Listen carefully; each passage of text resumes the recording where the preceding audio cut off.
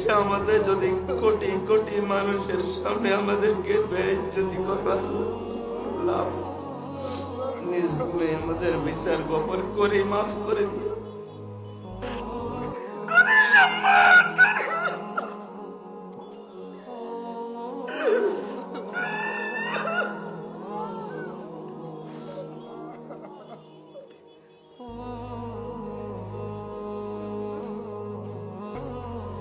সম্মানিত মা বোনেরা, কত আশা নিয়ে ভরসা নিয়ে মা ফেলে 2 দিন এসেছে। আল্লাহ তুমি তাদের আশা আমাকে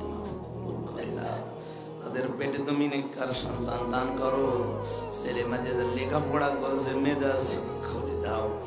রাত 12টা পার হয়ে গেছে।